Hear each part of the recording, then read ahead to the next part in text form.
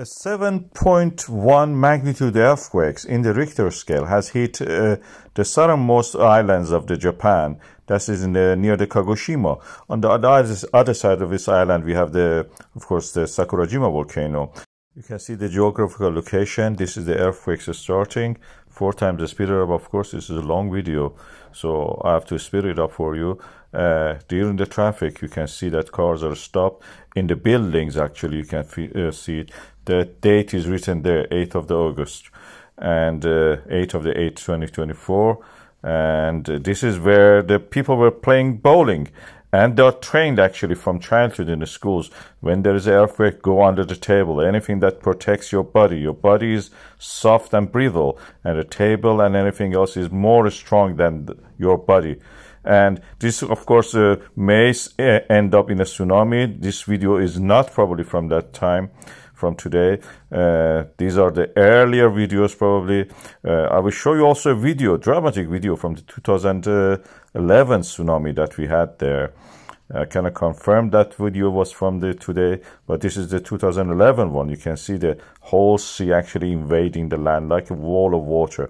The tectonic situations of this earthquakes are interesting. Japan is at the margin of the Pacific Ocean.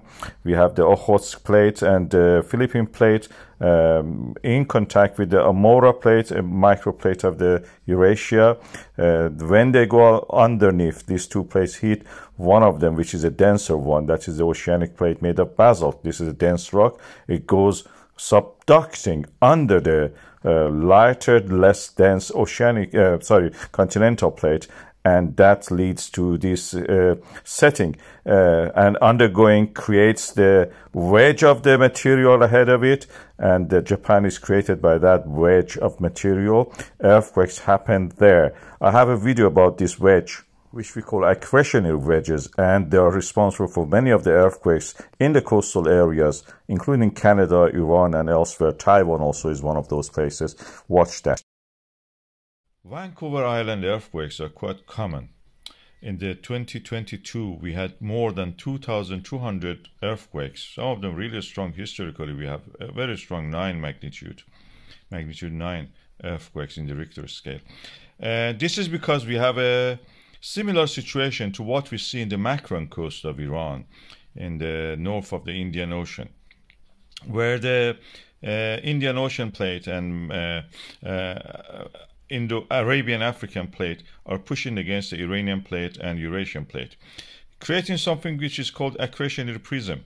We have the same situation with the Juan de Fuca plate in the British Columbia pushing against the North American plate, and in the accretionary wedge of there, in that situation, is the Vancouver Island.